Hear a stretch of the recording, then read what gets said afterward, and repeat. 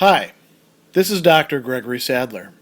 I'm a professor of philosophy and the president and founder of an educational consulting company called Reason.io, where we put philosophy into practice.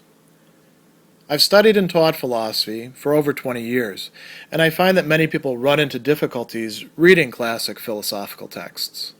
Sometimes it's the way things are said or how the text is structured. But the concepts themselves are not always that complicated, and that's where I come in. To help students and lifelong learners, I've been producing longer lecture videos and posting them to YouTube.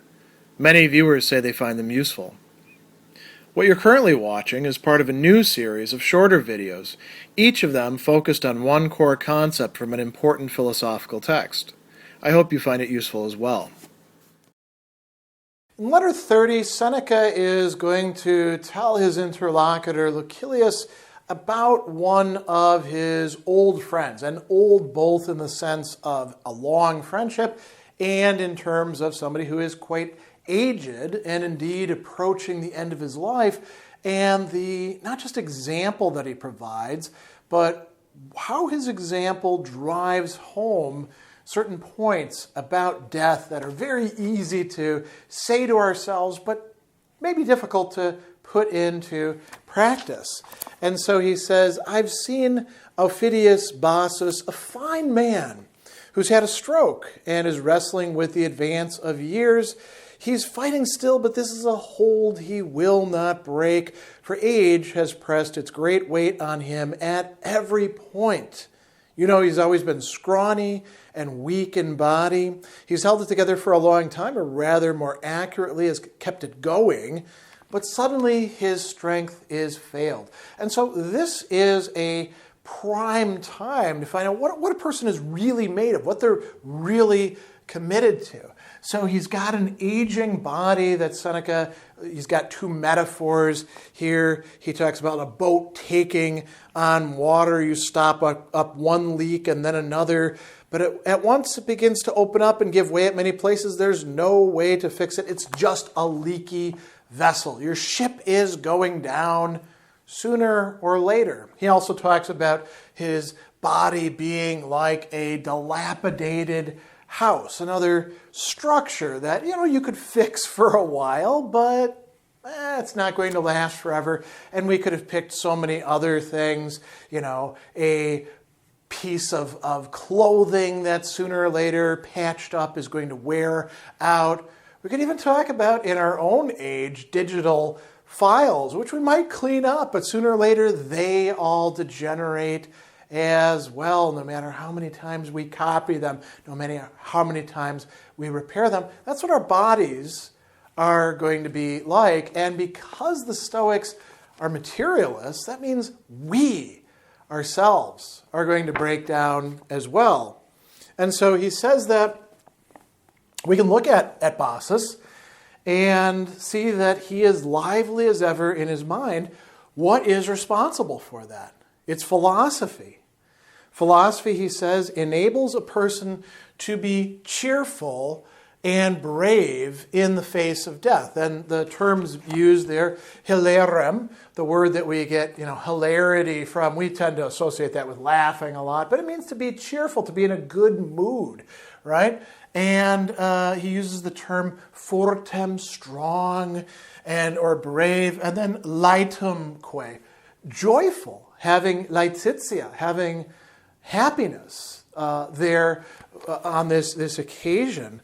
And so he says, well, how is that going to happen? He says, no matter what condition his body's in, he's not giving up just because his body is giving out. And to go back to the nautical metaphor, he says, well, a great captain sails that ship, basically, we would say drives a car into the ground, sails that ship into the sea. So long as it can actually hold water and stay afloat, he's going to keep going. Even if the sails are tattered, even if he's jettisons the ship equipment, he keeps the remnants of his vessel on course. And he says, he looks on his own end with such a calm expression. If he looked on another's, you would think him uncaring. So this is a really great piece of evidence here about his mindset. If he was going to look upon somebody else, you'd be like, oh, I guess he's not bothered by the fact that they're dying. And, the person closest to you is yourself. So it's clear that Bassus has it figured out. And he's going to say something else really interesting a little bit later about what Bassus is doing. He says that it seemed to me our Bassus was attending his own funeral, laying his body out for burial, living on after himself and bearing his loss. What loss? The loss of himself, as a philosopher should. Now, how is he doing this? He's talking with his friends who come to visit. And what is he talking about? The weather? No. Ships? No. He's talking about death, what he's actually facing. And he's trying to impart lessons to his friends that they shouldn't fear death any more than he does. He says, he speaks as much about death and tries hard to convince us that if there's anything unpleasant or frightening in this business, it's not the fault of death. It's the fault of the person dying, and there's no more discomfort in the moment of death than there is afterward. And all of these are things that people had been saying for centuries in various philosophical traditions. Bassus is living it out. And Seneca, coming back to his train of thought, he says something really interesting. There's a difference in dying of old age, if you're dying in the way that Bassus is, and dying in other sorts of circumstances. He says that other ways of dying have an admixture of hope, space in Latin. And for the Stoics, hope is not a good emotion to feel because you're hoping about things that are actually out of your control, so you're liable to be disappointed. He says, an illness abates. Okay, so you're sick, you think you're going to die, and then you get better, right? A fire is extinguished. You're looking at a fire and you're like, oh, I'm going to burn up. Well, no, the fire gets put out. A collapsing building lowers to the ground the people it might have crushed. Those swallowed by the sea have been cast out unharmed just as forcefully as they've been swept away. The soldier has withdrawn his sword from the very throat of the condemned. All these are possible. You can hope for them if you want to. Your hopes are probably going to be disappointed. But old age isn't like that. You can hope that maybe you'll live a bit longer, but old age, if that's what you're going to die of, it's going to kill you sooner or later. He says it is the gentlest form of death, but also the slowest form of death. And in old age, you don't really have anything to hope for. There's no rescue for you. If you don't die now, maybe tomorrow, maybe the next day. So going on, Seneca says something really interesting here, something really worth dwelling on. He says, I've heard all these things, I've read them in books, people who aren't facing death have said them to me, and he says, it never did me as much good when I read it in books, which isn't saying it didn't do him any good. He says, this time the impact on me was very great. Why? Because it's somebody in the actual circumstance who's talking about it. If we wanted to come up with an analogy, which Seneca doesn't do here, we could say, if you want to know what prison is like, talk to some people who are actually in prison. If you want to know what a certain illness is like, ask people who actually have the disease, how it works for them. And he says that, I think the person who is at the point of death is braver than one who's merely in the vicinity. When death is at hand, it inspires even the untrained to face what cannot be avoided. And he says, when death is only near at hand, though sure to come, it requires an unyielding mental strength. And this is less often found and can really only be exhibited by the wise person. As a side note here, this issue of the wise person or the sage, it's very often said that the sage comes around only every 500 years. It almost appears that Seneca here is claiming sagehood for Bassus. So this is a potential wise person here. And so Bassus is actually speaking, as he says, from proximity to death. And he's speaking boldly and as a wise person. So he says, I was very glad to listen to him passing judgment on death and telling me what it was like when you've seen it close up. And then he goes into kind of a little thought experiment, something that can't really happen. I imagine if someone who'd experienced death were to come to life again and tell you death is not an evil, you would give that person great credence and authority.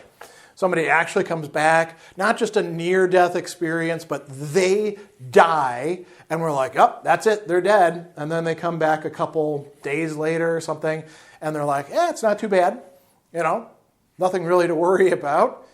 After we had ascertained that they had actually died and actually come back to life, that it was the same person. Not sure how we would do that, but let's say we can. We would be like, well, I guess that settles the matter. So what can we do?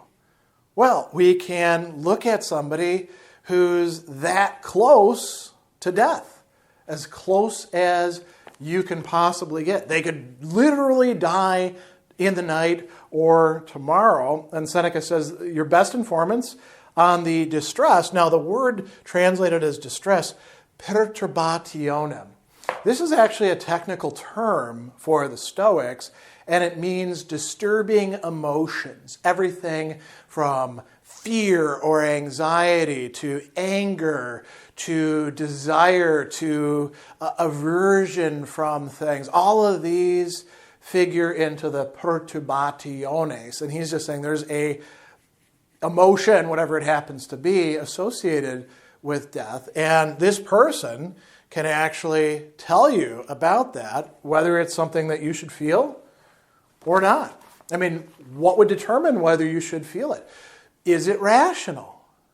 Is it a proper response to what you're actually facing? And he says, we can count Bassus as one of those people. He didn't want us to be deceived, and he teaches us that, death is coming for all of us. He says, fearing death is foolish as fearing old age. Why is that? Just as age follows youth, you're going to get old, no matter what. It's going to happen to you, unless you die young, right? So death follows age. It says death is where we're headed. And so you'd be really kind of crazy to fear it. But most people do, in fact, fear it, because most people have mistaken ideas. And he says it's uncertainty that frightens us. When things are certain, we just await them. And then he says a couple other things about death. So death is certain, unavoidable. It's also imposed equitably, meaning fairly. And why is that? Because it's imposed equally. And things that are equal are fair. You're rich, you're going to die. You're poor, you're going to die too. People love you, you're going to die. People hate you, you're going to die too. You're a nobody who's neither loved nor hated, you're going to die. Everybody is going to die. It's just a question of when. So that's really quite fair of the universe, of nature, of death itself, whatever we want to call it, right? And he also points out a little bit later, death is always the same distance from us. You may feel as if you're invulnerable when you're young or in good health or have a lot of resources, but, you could have a blood vessel burst in your brain and down you go. Or, as he says, you could have enemies and you think that these enemies are going to get you, but instead it's a digestive ailment that gets there first. You could die in a million different ways, a myriad different ways. And he says that,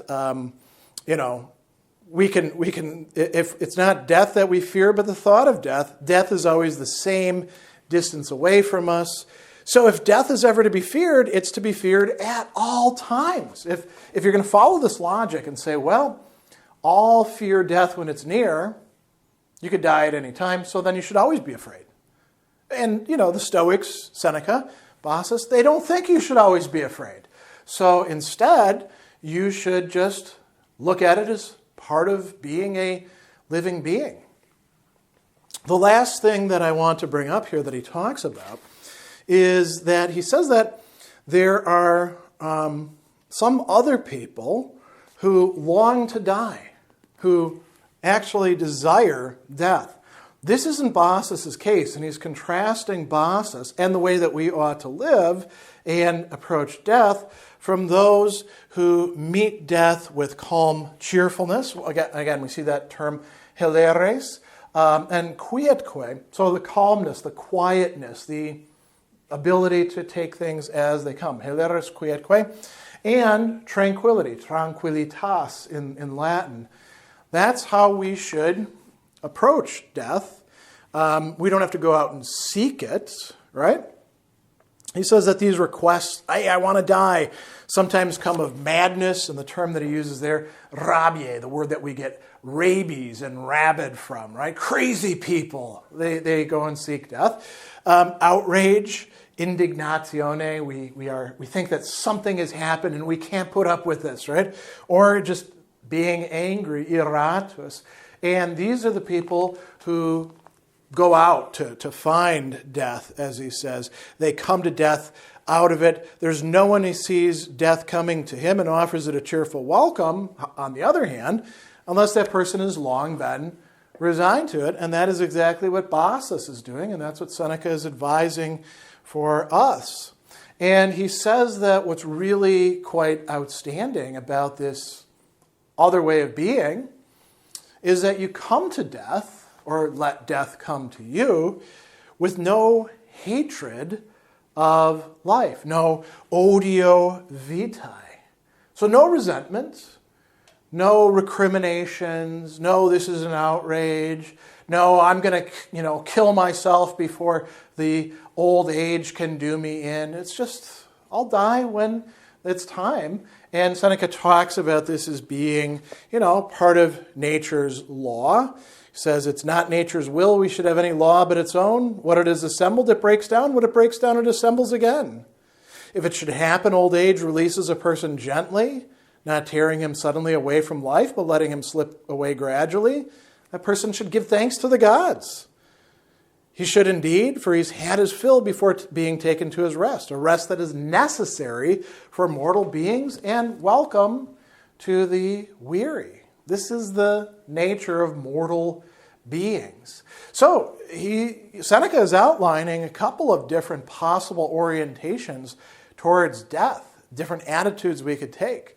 We could, on the one hand, be afraid of it, try to push away those fears until we actually have to face them, be, led by hopes that maybe we can escape it. We can escape it for a little while, but not for good. Or we could get mad. We could say, this is an outrage, and kick against it and go do ourselves in. Or we could approach it in a Stoic manner, as he's saying Bassus really is doing. It's one thing to, as we say, walk the walk. Bassus is, or talk the talk. Bassus is actually walking the walk all the way into his very end.